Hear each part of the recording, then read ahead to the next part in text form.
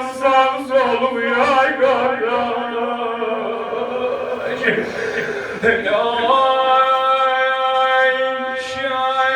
Çizlenip yolda salanlar ikizi bakalım yay kardeş. Herkesin haceti var buyursun ya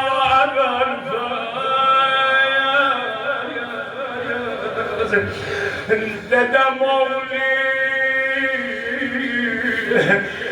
gitmez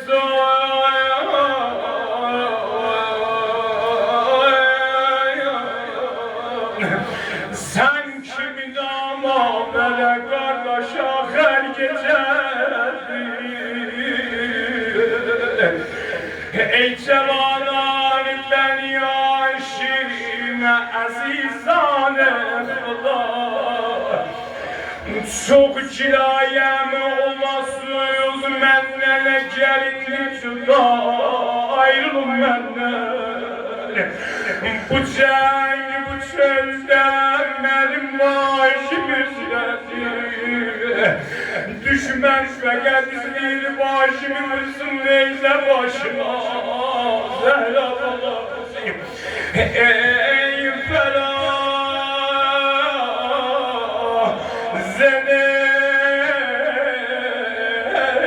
zede başdaş anam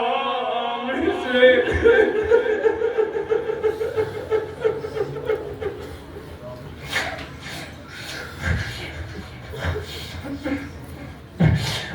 ey ferah zene zede başdaş lan Hüseyin damına bak ben ölüm dünyayı da demez demezsen çatmamış şehadete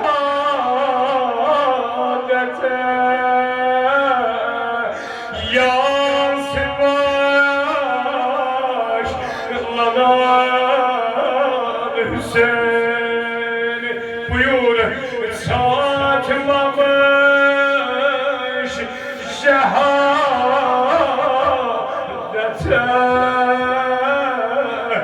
yansımış